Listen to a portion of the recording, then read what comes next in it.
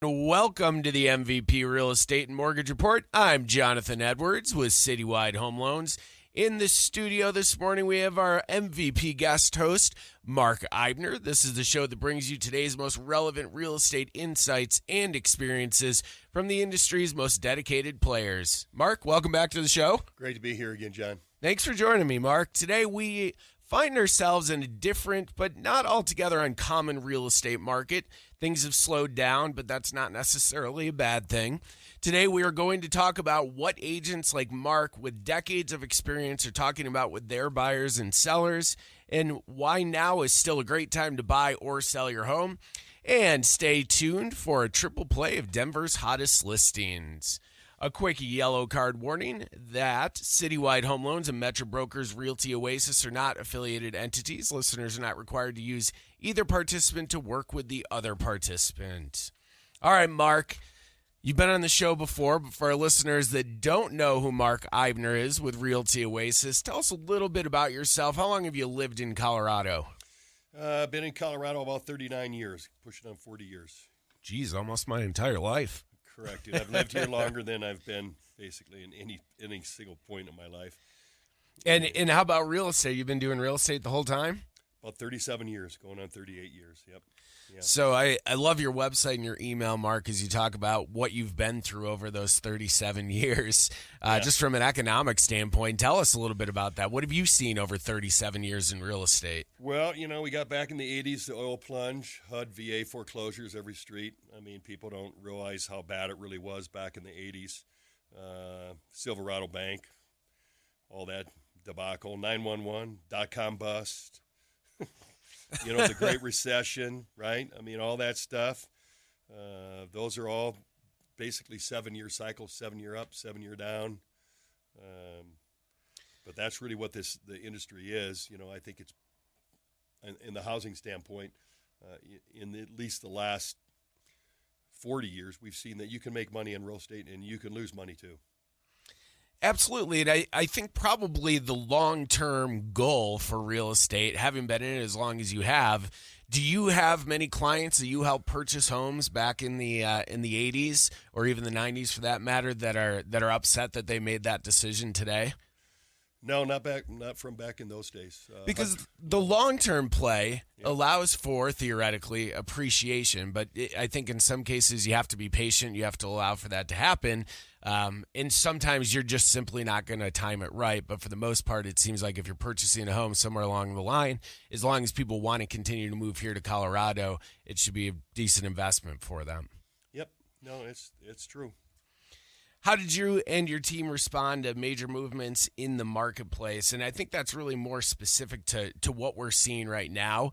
A couple of years ago was one of the I mean, you've been doing this for 40 years. I've been doing it for 12. Certainly, it was about as crazy as anything I've seen in the market. I would think you would agree. What are some things you guys are doing now with your team to sort of make that adjustment? Things have slowed down. Would you agree with that? Oh, yeah. You have to do everything possible.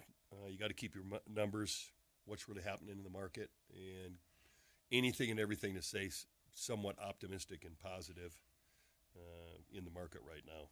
Yep. So tell us a little bit about some of the services you provide at Realty Oasis, because you've got a great operation going over there, Mark. It's not just real estate specifically, although you're helping a lot of people buy and sell homes. What else are you guys doing over there to help your clients? Well, we've got big transaction, Transaction management is a big part of our company. We've got a couple good transaction managers, Tina and Alex. We've also got concierge service. So concierge service takes all care of everything from our newsletters, social media, anything and everything that needs to be printed or caught up on or odd jobs. We've also got a marketing company, takes care of all the virtual tours, 360 tours, photo uploads to all MLS and all different internet sites. So we've pretty much got everything that you can't do the best, other people are doing. So that's my thing is if you can't do it better than them, don't do it. Hire someone to do it. Yeah, absolutely. Makes sense. And then are you guys specializing in anything in particular? I know we've done some interesting transactions with your team over the years. What are some of the areas that you're focusing in? Well, I mean, we're strictly residential, but we do work the whole front range. Basically, we work from really kind of Sterling all the way down to Buena Vista, dang, the New Mexican border. I mean, it's mostly west of I-25 seems to be coming into play. You've done quite a bit down in the Pueblo area as well. Yeah, Pueblo, Walsenburg. A lot of people are buying land right now.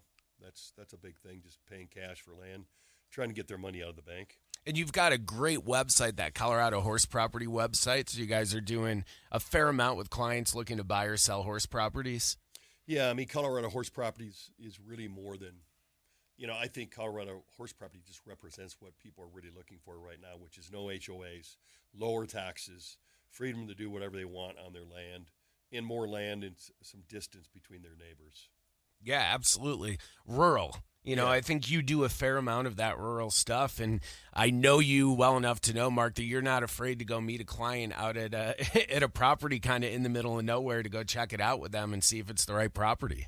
That's right. You've been known to drive ways to show a property. I'm in with a client tomorrow in Canyon City, looking at, roughly 1,500 acres. So that's just down in Canyon City, which is really not, I don't even consider that far of a drive anymore, going to Canyon City. Yeah, that's not too bad, right? Down to Colorado Springs and then head west for a little while. Yep. It's not too bad. All right, Mark. Well, thanks so much for the information, telling us about you and your team there, Realty Oasis with Metro Brokers. Before we get started, let's talk about what we're seeing in the market right now. First, discuss where we are and what we're seeing. What we talked earlier, and we said, the market has slowed down. Maybe our audience doesn't exactly know what that means. For you and I, we've sort of got our boots on the ground, so to speak, so we have a pretty good pulse on it. But when you say the market slowed down, what do you mean by that? Well, I mean, just days on market and inventory, despite having, we have a higher inventory, let's just say, than we did pre-COVID and all that. But your days on market are much longer right now. I heard a stat, 26 days last year, 30 this year. Does that sound about right? Or this month? Yeah, I mean, that's in the ballpark. If you throw everything together, there's going to be some properties where, things went from 17 days or 14 days on the market to literally 30 to 90 days on the market now. Yeah. And that makes sense. You've been doing this a long time, Mark. What do you think a good average time period is for an average home to sit on the market in a good marketplace? Well, they consider, I don't know who made up these numbers, but they consider 180 days on the market to be an equal market, equal for buyers and equal for sellers. So many of our sellers they can't even imagine, especially people who have bought in the last, 5-10 years, like 180 days on the market. But I'll tell you about times when homes were on the market for 2 years. Yeah. Yep. And I'm from upstate New York in the Syracuse area, and I know the market there is quite a bit different. Where here in the Denver area, anywhere in Colorado, really, you've got demand and people want to move here and they want to be a part of the environment and what's going on. Where I'm from in upstate New York, you sort of have the opposite of that. You've got a lot of college graduates that are moving out, not so many people moving there. So they're a little bit more of a depressed market. So even though things are sitting on the market for longer than we'd like them to here, there's certainly parts of the country that are sitting on the market much longer than anyone would like to see them sit. So hopefully we don't get that bad. 180 days seems like a lifetime right now for a house to be listed. If you go back to, the recessionary, if you go back to 2007, 2008 through 10 is we had 25,000 listings for sale during that. Jeez. And it was not uncommon to, show people 30, 40 homes. Yeah. And that wasn't uncommon. Definitely you were on the market for 6 months, some people for a year. Some homes never sold. Yeah. How about that? They never sold. That's crazy. Yeah. So what we saw 2-3 years ago was that people would basically, like you as an agent, would come up with comps and a value that you would recommend to your sellers. And it seemed as though a lot of sellers felt like, no, we think it's worth more than that because my neighbor down the street did something, or let's see if we can get more out of it just because of how crazy the market is. We saw homes that were, selling for 10, 20, in some cases more than that, % over the list price. That's certainly not the case today. But what are you seeing in terms of values, and how important is it to price your home right when you list it and go to sell that property? Yeah, right now it's extremely, extremely important to be on the money or even leading the market.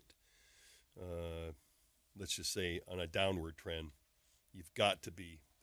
There's stuff that's sitting out there. My number one thing right now I'm seeing is just returns to market on the MLS systems and price reductions. So that's a big thing right now. Instead of just pricing it where it probably should be. I mean, keep in mind that prices from pre-COVID are most people have made $200,000 to $300,000. I mean, how much is enough, right? Yeah, right. I mean, so there's room in there. If people need to sell right now, and that's their agenda, then I think it's really important to price it right and get under contract. Yep. You said going back on the market as well, and those are the kinds of things that, as sellers can kind of drive you nuts. You get under contract, a week or two goes by, maybe 3, and then the buyer's back out, and now you got to go back on the market for whatever the case might be. So those are the kinds of things you want to kind of think about up front, is how can we make the house as attractive as possible so people want to put an offer on it and they want to get to the closing table without backing out on it. Exactly.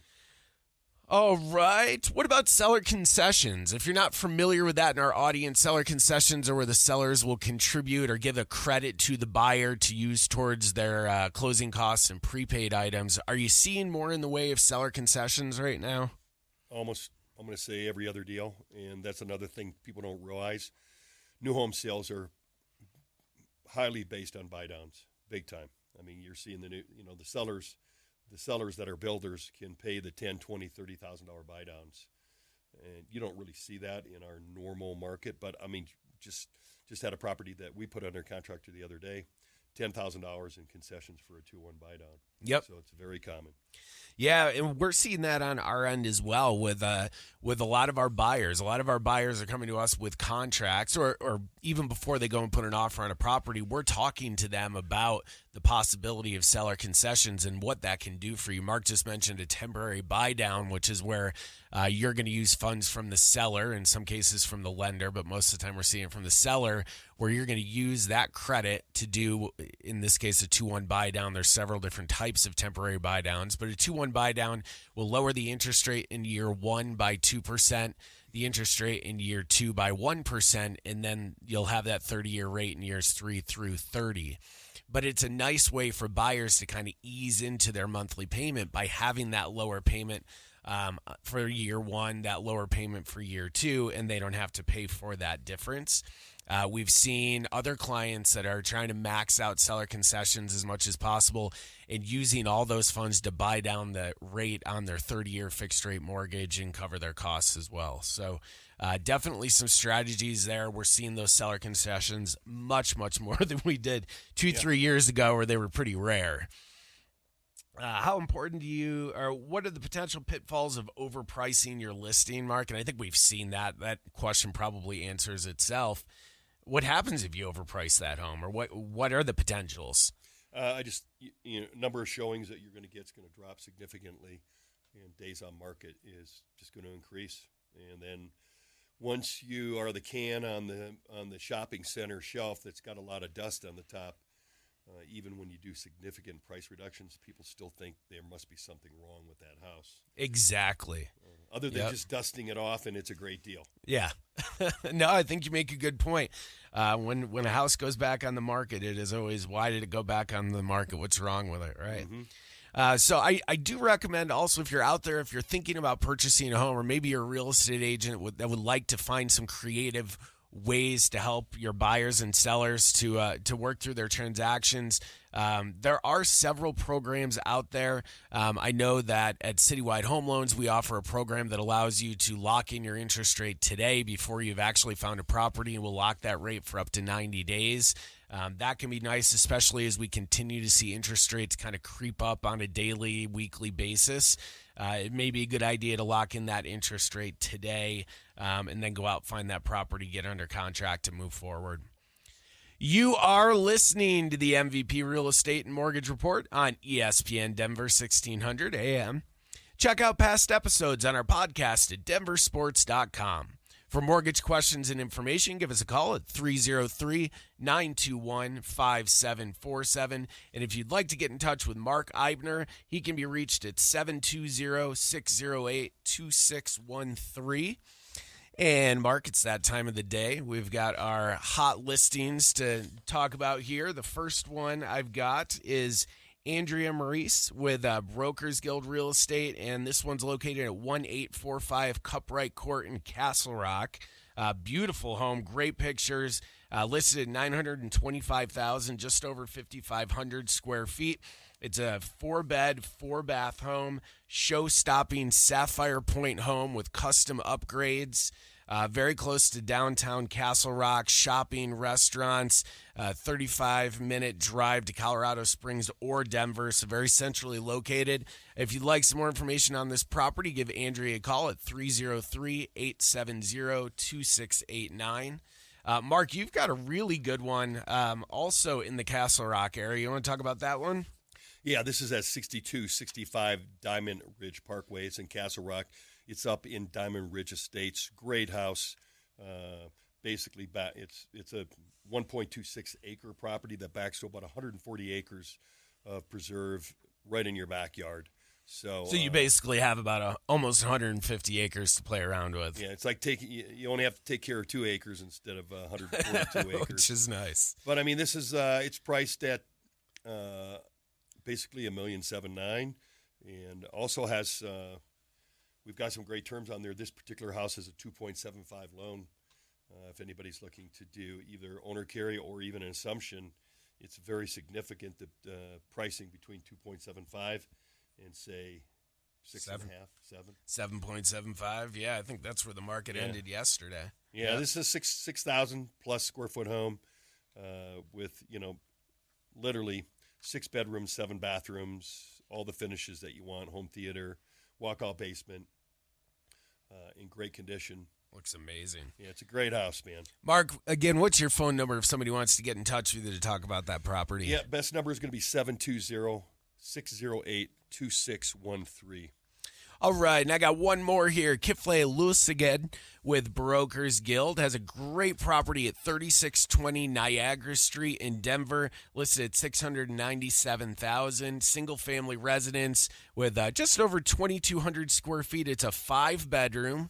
With 2 bathrooms. Your contemporary oasis awaits in this modern ranch home, highlighted by a striking waterfall island, European-style cabinets, and modern brushed gold finishes. This home is a short stroll from Martin Luther King Park, Central Park Recreation. Really nice location, beautiful home. Give Kifle a call at 720-891-6979. We got a few minutes left here, Mark. Let's continue. What are you looking at there? The 30-year fixed at 7.92%. There we go. Oh, man. So national average, Mark, just pulled up on I'm guessing that's a conventional 30-year fixed rate mortgage as of right now when we're looking at it is 7.92%. Talk to your lender to get actual rates. But that's roughly where the market's at right now. It's just about to hit that 8% mark, isn't it? Yeah, I mean, a lot of people just don't realize in the last 40, the average interest rate over the last 50 years is roughly around 7.7%, 7.5%. So for a lot of people, this is normal. I got in the market when rates were 16, 17, 18%. The first home I ever bought was a 12% start rate on an FHA adjustable rate mortgage. 12% on an ARM start rate. Thank God it never went up from there. But, of course, back in the 80s, you could buy a house for what was that, 150? 30, 40. 150 was a really? 150 grand in Aurora South was a killer house. Interesting. Okay. Yeah, so you're 300 grand back then is literally it's like a $3 million home today. Well, $1 million plus. Jeez. 300 grand house back then is easily that today. That's crazy. Yeah. Yep. That's crazy. So, yeah, that hopefully provides some perspective, too. I love that stat, Mark. I've heard it before. Over the course of the last 50 years, the average mortgage interest rate is 7.7%. So we're right there right now. We're right at the average. And to your point, I looked this up once, 3 months after I was born, so October of 1981, was the highest interest rates ever hit at roughly 18 and a quarter, 18 and a half, something like that. So it's 7-something%. Yes, it is higher than what we've seen over the last decade, let's say.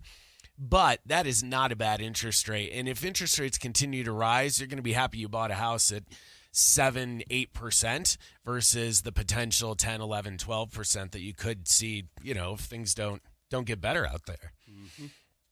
All right, let's talk a little more about interest rates specifically. That's the hottest topic right now, Mark. Rates have basically tripled from where we were in the last 2 or 3 years. That has a real impact. And I have said, and I don't know if you would agree with me or not, interest rates have tripled, but we haven't really seen values come down as much as you might think, given the lack of demand in the rise in interest rates. Yeah, not at least here in the Metro Denver area. If you look at some stats nationwide, there are some people that are, that are seeing those adjustments. 10-15% okay price reductions. So, okay, that's happening. And when you have, at least in the Denver metro area, we've seen values increase on, let's say, an average of roughly 10% per year for the last 10 years. 11 years? Yeah. So eventually it's going to have to correct itself a little bit. And it seems like it has a little, but maybe not as much as we might have thought. When rates hit all-time lows, stay there for a while, then they have to come back up again at some point, which is exactly what we're seeing. The Fed or the federal government made the decision to boost the economy in at least 2 different ways, including creating money and pumping it into the economy, as well as artificially keeping interest rates low.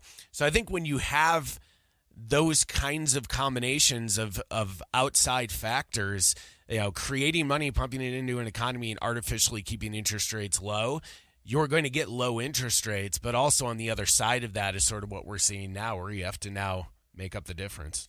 Yeah, I mean, it's ironic that the Fed is – the only way they're going to lower rates is cooling down the economy, making sure people lose jobs, all these types of things. It's just it's farcical, actually, if you think about it. When and a lot of the money, unfortunately, that we've pumped into the system, you can go check, but most of it hasn't went to America or our people or our housing or anything else. That's the sad part. So, I think what that does is it means that those that got in at that time and got those low interest rates in the 2s and the 3s, and I know because I've talked to clients that are in that position, they don't want to do anything with their mortgage. They don't want to touch their mortgage and do anything. And part of me doesn't blame them, but part of me also is saying, I think people are making, in some cases, irrational decisions based off of their interest rate on their mortgages. I've got a couple of clients that refuse to move, even though it kind of makes sense from a familial standpoint. They're going to stay where they are just because of the interest rate. And I kind of get that, but on some degree, yeah, does it make sense to be near your family and to make some other decisions? Interest rates are great when they're low, but at the end of the day, quality of life, Yeah, I mean, people are always going to. There's always going to be death. There's always going to be divorce. There's always going to be job changes. All those things are happening. That's part of the real estate industry. People upsizing, downsizing, or right-sizing. Exactly, and that's what we're seeing a lot of, or we were seeing a lot of up until the last probably year or so. And we'll see that again. That'll come back. It's just how long will it come back and to really start to generate some momentum. You are listening to the MVP Real Estate and Mortgage Report on ESPN Denver 1600. Check out past episodes on our podcast at denversports.com. For mortgage questions and information, give us a call at 303-921-5747. If you would like to get in touch with Mark Eibner, it can be reached at 720-608-2613. Mark, got about 3 more minutes here. We were talking a little bit before we started the show today about the Broncos. Broncos are in kind of rough shape. This is a sports radio station anyway. But we've got, it's interesting. I was thinking about this the other day. Here in the Denver area and all of Colorado, really, we've got the 4 major sports here. And so I think you've got that, and it's interesting to see people move here from all over the country and they support their teams. But it also seems like people jump on the bandwagons too. The Broncos, the Rockies have been tough to get behind. But, right. I mean, when the Avs win a national championship the year before the Nuggets win their national championship, it gets pretty interesting. Yeah, those are all things that, I guess compared to 20, 30 years ago, we've just got a lot more going for us. International airports and sports teams and things of that nature. Jobs, but the biggest thing right now is going to be jobs. Yeah. Cost of living and jobs as far as what's going to attract people to live here. Yep. The sporting teams, I think, are one thing. The professional sports teams, I think all four have moved here since you've been here, right? Since the 80s? Except for baseball, hockey. Broncos were here. Broncos were here prior to that? Okay. And I think Nuggets must have been here, too. Somebody was playing basketball. But, That's true. hockey. So you got your hockey and baseball. So, which is cool. So you got all four sports here, and then to your point, the international airport, right? That airport out east there is like doubled in size since I've been here, and they're in the process of, I think it's a $2 or $3 billion project that they've got out there. They got the train running out there. I mean, it's like a small city in a pretty small area out there. And then, if you look at the growth residentially and I guess commercially as well, when you drive out to the airport now, the city is basically expanded itself almost all the way out to the city. There's like new towns out there. Yeah, I mean, it's kind of funny. Stapleton, right? Everybody's getting paid money for extra insulation and triple pane windows because they live by an airport. And right, and now we have people building houses all around the airport. All around the airport. I mean, it's crazy exactly what happened back then. They build all around the airport. You drive out to the airport and you just look out to the east and to the south to some degree, and there's just not only just neighborhoods but huge buildings and almost like little small cities that have been built on the way out there. I think I heard a stat recently, and I may get this wrong, that the Denver airport is now, I believe, the third largest in the country and the seventh largest in the world. Interesting. But huge. And it kind of makes sense, right? Because you're in the middle of the country, so it's an easy stop for people going around the country. But it's definitely grown a lot in the last 40 years since you've been here. You bet. I guess we have moved from a cow town. It's kind of sad sometimes. I mean, Parker used to just be a 2-lane road out to, when you see just all the farm, just see all the things that have just taken over the rural areas. When you used to tell people you lived in Parker or Castle Rock, I'm not kidding you, most people from in the Denver area thought that was way the heck out there. Eternity. Like you're crazy to buy a house out there. Yeah. And now, yeah. Obviously, that Parker area has grown tremendously, and so have all those areas, south and east and north of the city. I mean, what's Brighton. West of the city has always kind of been built up, but southeast and north. Yeah, right, exactly. Brighton used to be the same thing. Collins and Longmont. It's and incredible. I think what that means, if you're thinking about purchasing a home, what that means is that if you're willing to look further outside of the major, downtown area of Denver, you're going to find some of those opportunities. Now, if you really want to find an opportunity, you might have to look out in Deer Trail now or Bennett. Some of those areas that are pretty far out there, you might have a little bit more of a commute, but the roadways have also been improved in the infrastructure and everything else. So there's still a lot of opportunities out there. If you're thinking about buying a home, now is still a great time, especially you'll be thinking yourself if rates do get up into the double digits. So if you'd like some more information on buying or selling a home, you can reach Mark at 720-608-2613. Thank you for tuning in to the MVP Real Estate and Mortgage Report. If you have a question about financing for your next home or refinancing a current mortgage, give us a call at 303-921-5747. Don't miss next week's show right here on ESPN Denver, 1600 AM, every Saturday morning at 7. You can find past episodes on our podcast at denversports.com.